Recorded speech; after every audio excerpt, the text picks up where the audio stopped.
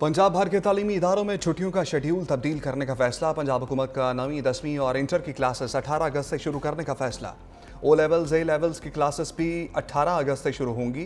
पहली से 8वीं जमात तक क्लासेस 1 सितंबर से शुरू होंगी। फैसले का इत्तलाक निजी और सरकारी तालीमी इदारों पर होगा।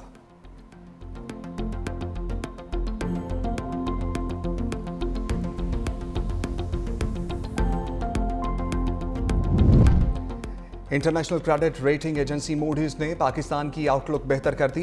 पाकिस्तान की करेंसी रेटिंग CCC से बढ़ाकर CCC1 कर दी गई। रिपोर्ट में कहा गया, IMF प्रोग्राम में पाकिस्तान ने मौशी इस्लाहात की। पाकिस्तान के ज़र मुबादला के ज़खायर में मज़ीद बेहतरी का इम्कान।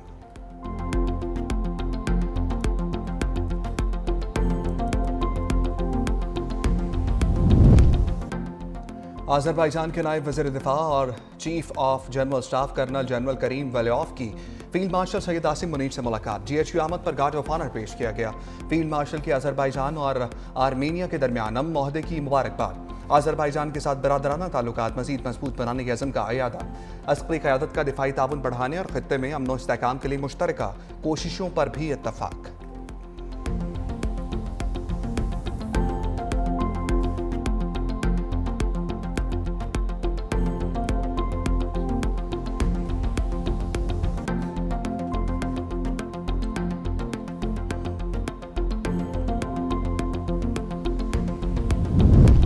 सिंध हुकूमत की मार्का हक और जश्न आज़ादी की तकरीबात अरूज पर पहुंच गईं।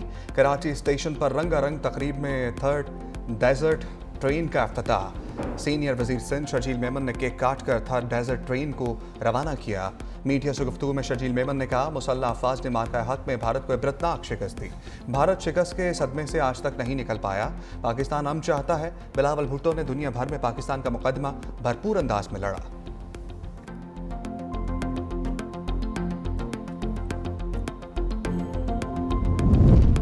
यौम आज़ादी और मार्का हक की तारीखी फतह की ग्रैंड तकरीब आज रात 8 बजे जिन्ना स्टेडियम इस्लामाबाद में होगी। सदर पाकिस्तान, वज़ीर आज़म और तीनों मुसल्लह अफवाज के सरबराहान शरीक होंगे। मरकजी तकरीब में खसूसी मिली और सकाफती प्रोग्राम पेश किए जाएंगे। तीनों मुसल्लह अफवाज की परेड और फ़िज़ाई मुजाहरा भी तकरीब का हिस्सा। वज़ीर आज़म मार्का हक मोनूमेंट की रोनुमाई करेंगे।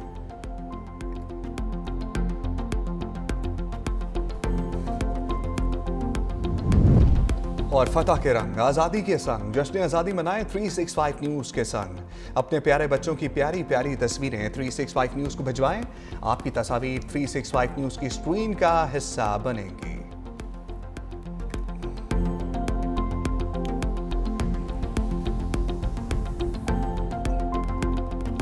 तौर पे कारोबार की फ़ज़ा बेहतर हुई है। मुल्क में बड़े पैमाने पर स्ट्रक्चरल इस्लाहात जारी हैं। 78 साल में पहली बार टैरिफ इस्लाहात का आगाज़ हुआ है। फेडरल गवर्नमेंट में और हुकूमत में एक फिस्कल डिसिप्लिन आएगा, और जब फिस्कल डिसिप्लिन आएगा हमारी बोरिंग की जो रिक्वायरमेंट है वो कम होगी। तो जाहिर बात है जो बैंक हैं और बाकी जो माशी इदारे हैं वो प्राइवेट सेक्टर की तरफ जाएंगे। वज़ीर ख़ज़ाना ने बिजली सस्ती होने की नवीद सुना दी। कहा, बिजली के निर्खों में कमी के लिए टास्क फोर्स काम कर रही है। मुल्की कर्जों में इजाफे का भी एतराफ़। बोले, टैक्स नेट बढ़ाने के सिवा कोई चारा नहीं। सारा बोझ तनख्वाहदार तबके पर नहीं डाल सकते। जैसे जैसे कर्जों की अदायगी होगी सूरत हाल बेहतर हो जाएगी। तमाम मुआशी अशारिये मस्बत रुझान जाहिर कर रहे हैं। पॉलिसी रेट में मजीद कमी मुतवक्के है। कौमी सलामती और मुआशी इस्तेहकाम एक दूसरे के लिए लाजिम व मलजूम है। सरकारी इदारों की निजकारी में तेजी लाएंगे। अमरीका के साथ तिजारती मुआहदे से फ़ायदा उठाने की ज़रूरत है।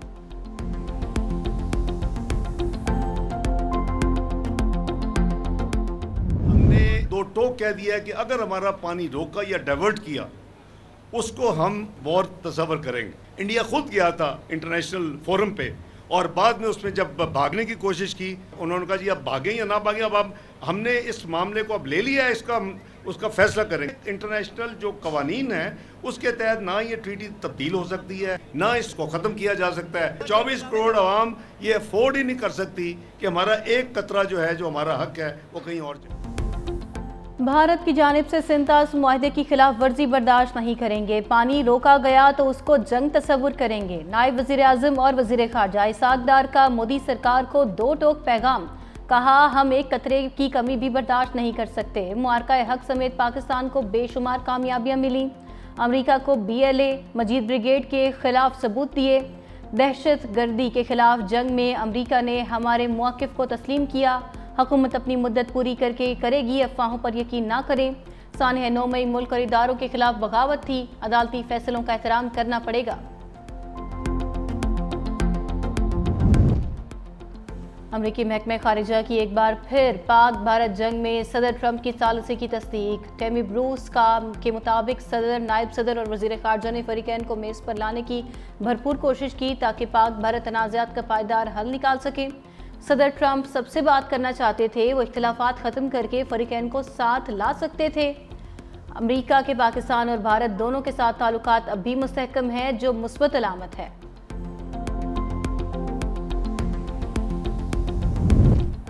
पीटीआई में क़यादत और अरकान के दरमियान तकसीम वाज़े। पार्लिमानी पार्टी इजलास में MNAs के क़यादत पर कम्प्रोमाइज़ होने के इल्ज़ामात। इकबाल आफरीदी और साजिद महमद में लड़ाई, अरकान ने बीच बचाव कराया। मुतअद्दिद अरकान की कौमी असम्बली इजलास के बॉयकॉट की मुखालिफत।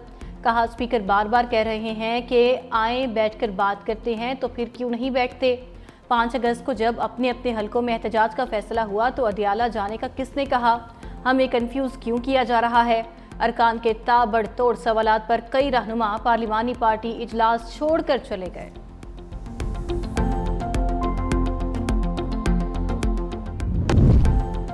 कराची में स्पेशल बच्चे भी जश्न आज़ादी की खुशियों में शरीक। वज़ीर आला सिंध मुराद अली शाह की खसूसी बच्चों के फेस्टिवल में शिरकत। वज़ीर आला सिंध मुराद अली शाह ने खसूसी बच्चों और असातिज़ा के साथ तस्वीर बनवाई, स्टॉल्स का भी मुआयना किया। सखर में भी जश्न आज़ादी की तकरीबात जारी।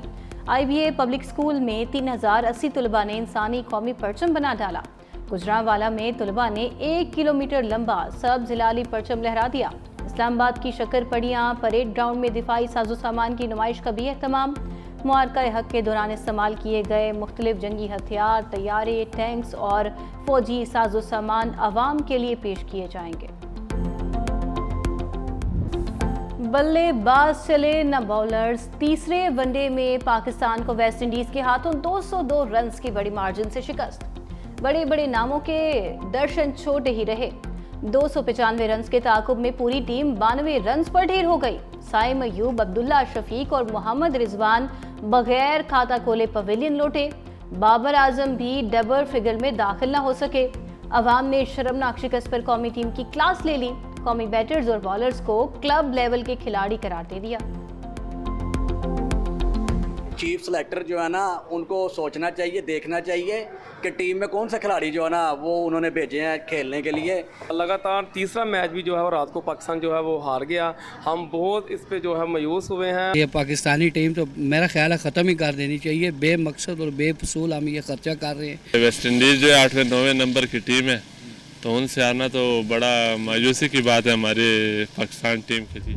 गिलगित में सैलाबी रैला तबाही की दास्तानें छोड़ गया। गुलमित और गोजाल में बड़े पैमाने पर तबाही। वाटर चैनल्स और मकानात को नुकसान पहुंचा। वाटर चैनल पर काम करने वाले 50 मजदूरों ने भागकर जान बचाई। शिगर में रेले ज़रई राजी बहा ले गए। हुंजा के मकाम पर शाराए रेशम ब्लॉक। गिलगित बल्तिस्तान और खैबर पख्तूनख्वा में बारिशों के नए सिलसिले का अलर्ट भी जारी। दूसरी जानिब पसरूर के इलाके सोकनवंड में सैलाब 50 फीट सड़क बहा ले गया। 15 देहात का जमीनी राबिता मुनक़ता। सैकड़ों एकड़ फसलें भी तबाह। गजा में इसराइली बर्बरियत ना रुकी। बमबारी और फायरिंग के मुख्तलिफ वाक़यात में मजीद 29 फ़लस्तीनी शहीद, दर्जनों जख्मी हो गए। शोहदा में 5 बच्चे भी शामिल।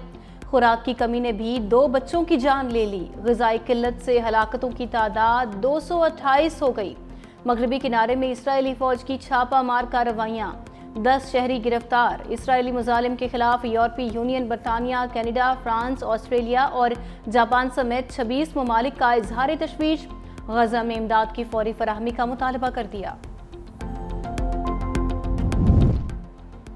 लेजेंड फुटबॉलर क्रिस्टियानो रोनाल्डो ने गर्लफ्रेंड जॉर्जिना को शादी की पेशकश कर दी। हिस्पानवी मॉडल ने जॉर्जिना ने इंस्टाग्राम पर अंगूठी पहने अपने और रोनाल्डो के हाथ की तस्वीर शेयर कर दी। गैर मुल्की मीडिया के मुताबिक अंगूठी की मालियत 11 अरब 35 करोड़ रुपए से ज़ायद है।